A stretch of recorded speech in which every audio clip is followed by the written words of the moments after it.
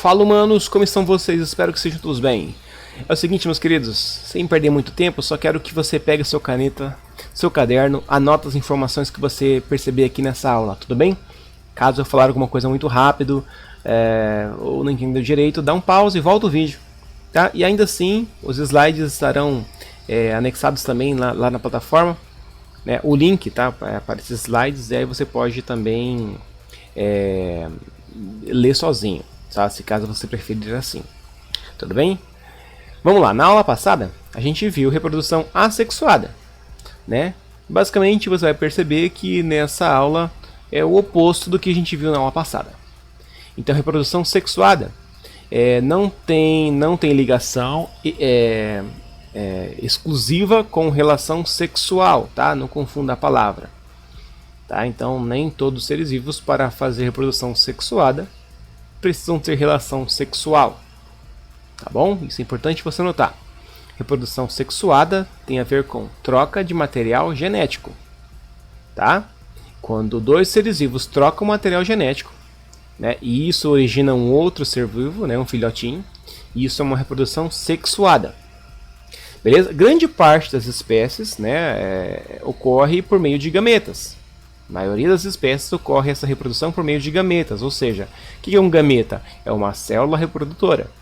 Tá? Então, por exemplo, machos produzem, na maioria das espécies, né, produzem espermatozoides e as fêmeas óvulos, ou ovócitos 2. Ou ovócitos, tá bom. E nesse caso, a união dessas células gaméticas, né, a união dos gametas, é chamada de fecundação. Fecundação é quando ocorre a união dessas células, tá? Células de reprodução. Qual é a vantagem e desvantagem? Então a vantagem aqui é que existe uma alta variabilidade genética. Nesse caso aqui, os seres vivos eles possuem uma variabilidade genética muito grande. Então quer dizer que os filhotinhos, eles, por terem traços genéticos tanto do pai quanto da mãe, né, ou tanto do macho quanto da fêmea,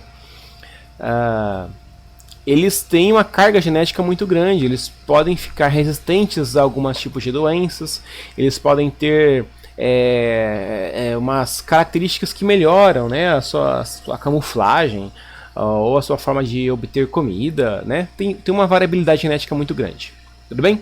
A desvantagem é que demanda muito, em alguns casos muito tempo.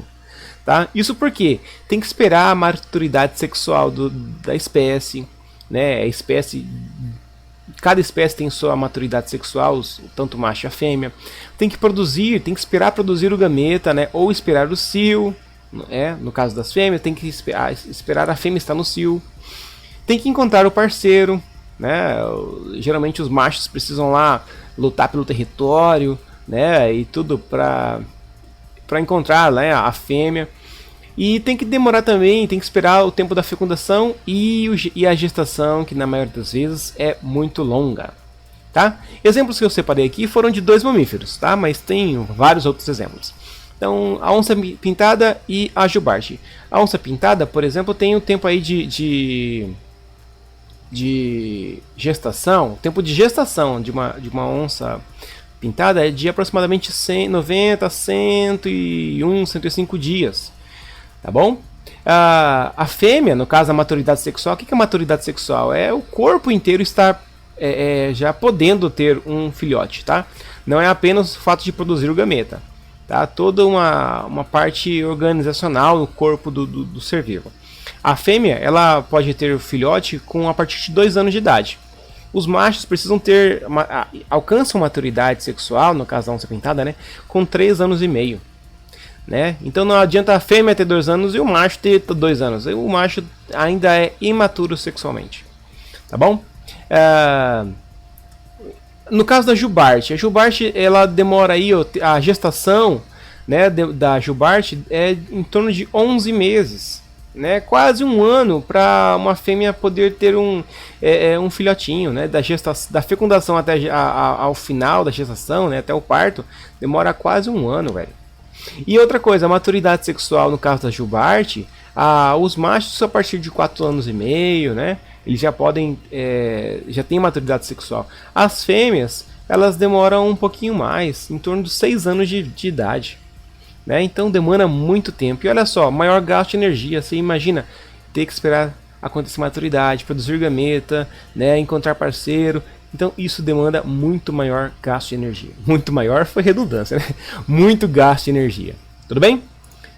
Tipos de fecundação. Estamos já quase no finalmente. Tem dois tipos, ó, a externa e a interna. A externa é quando os gametas são liberados no ambiente, né? Geralmente em lugares com umidade elevada ou diretamente na água. Por exemplo, os sapinhos, né? Lá na lagoa, o sapo, né, o macho e o sapo fêmea, eles liberam os gametas na água. Esses gametas vão se encontrar, né? E essa fecundação, né, a união dos gametas, acontece externamente ao corpo. Agora a interna é quando os gametas são depositados no interior do corpo da fêmea. Tá bom? Quanto ao desenvolvimento embrionário na fecundação interna, tem 3 tipos. Olha só, isso é importante você também notar. Tem os ovíparos, que eu vou falar aqui de maneira bem informal. Você vai reconhecer assim. Os ovíparos são os animais que botam ovos. Tá bom? Então é quando a fêmea libera um ovo no ambiente. E nesse ovo vai ter nutrientes, né, para o embriãozinho, que vai se desenvolver, vai chocar o ovinho, né, ele vai sair do ovinho, vai eclodir o ovo, e aí vai ter um filhotinho. Então, no caso, a galinha, lagartixa, né, são exemplos de animais, de seres ovíparos, de fêmeas ovíparas, tá bom? Tem também os ovovivíparos, que é quando a fêmea, por exemplo, ela vai deixar, ela produz um ovo, só que o ovo fica retido dentro do corpo dela. Ela vai chocar o ovo dentro dela, tá? É mais ou menos isso.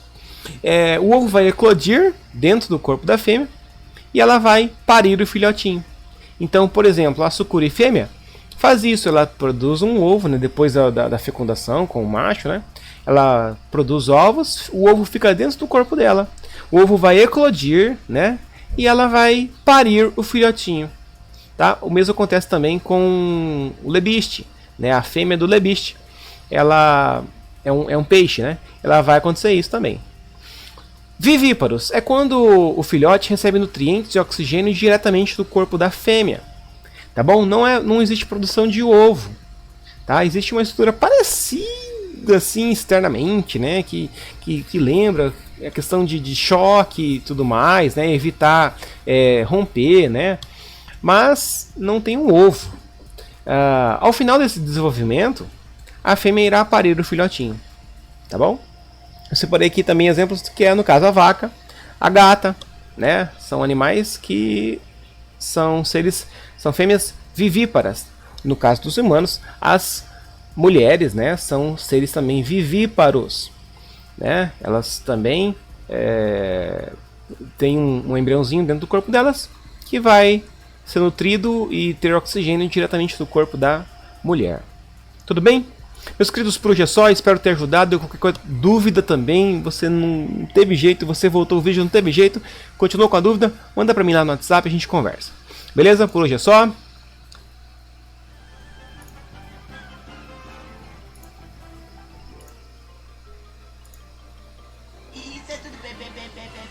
Valeu, falou, fui!